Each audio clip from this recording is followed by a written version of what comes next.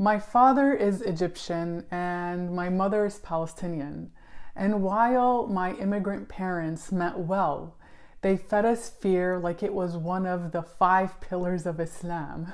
But as an adult, I get it. Raising my 15-year-old daughter as well as my 10-year-old son is not easy. But regardless of the hardship or how difficult it may be to raise Muslim kids in the West, my parents' fear-based technique must be avoided as much as possible. And today, my goal is to share with you the top 5 fear-based parenting tips or fear-based techniques that every Muslim parent should avoid all over the world. Now, I will be dividing these videos into 5 consecutive parts that will be rolling out in the next 5 weeks. So in today's video will be part 1, and this specific video will be discussing sheltering your Muslim kids.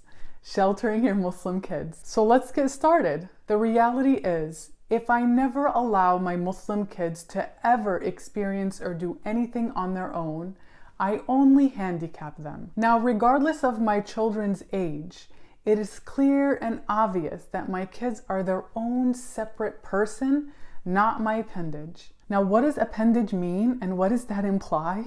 Well, I'm going to break this down because it definitely brings it home when it comes to a Muslim parent and how we parent here in the West. Now, the word appendage literally means often with a negative or expressing disapproval, a thing that is added or attached to something larger or more important. Now, the reason why I took a minute to kind of define that word is because a lot of our fear-based parenting as Muslim moms or Muslim dads out there comes from a space where our children are an extension or an added part of who we are. So when we say that our Muslim kids are their own separate persons, we need to have that broader awareness that when we actually raise or parent our Muslim kid, that they are not an added extension of who we are. So my Muslim kids, as well as yours, need to have a space to express their independence in order to get comfortable to handle life's challenges. For an example, when my daughter was about 1.5 years old and she would try to climb the living room sofa, I had to bring myself to a halt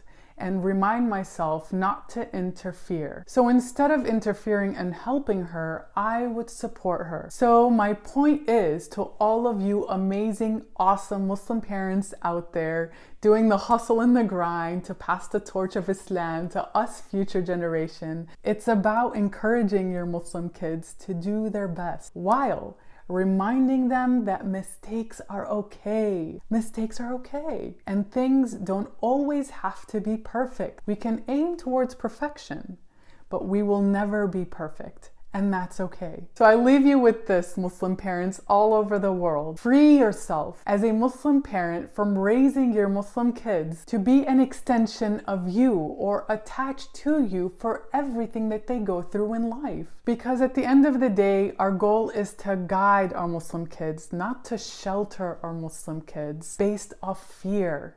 And that is so dangerous. And as we know for a fact, one way to really free yourself from that burden of them being an extension of you or attached to you, to constantly come to you, to everything they experience in life. As soon as your child comes out of your womb and becomes of an age where they regurgitate everything that you say, and this normally occurs around 6 months of age, your child starts to repeat what you say. It is at that point where you teach them to say La ilaha illallah Muhammadun Rasulullah. But instead, many of us as parents, what do?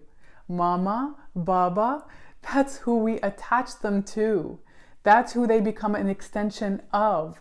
And that is why when your child starts to speak, or the first thing they should be repeating is the Shahada. Because at the end of the day, they need to draw back to Allah subhanahu wa ta'ala for aid, for assistance, for being an attachment to Allah subhanahu wa ta'ala. And that is how we provide them a space, right? To be their own separate person, an independent person of you.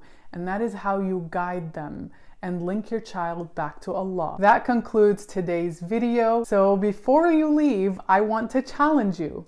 I would like to challenge you and start this conversation by leaving a comment below. What are some of the things that you have done that were based on fear as raising your Muslim kids here in the West or all over the world? You know, we want to cultivate a community that starts and initiates this conversation so we can be more of a guide as Muslim parents to our kids instead of sheltering our Muslim kids. So thank you so much for watching.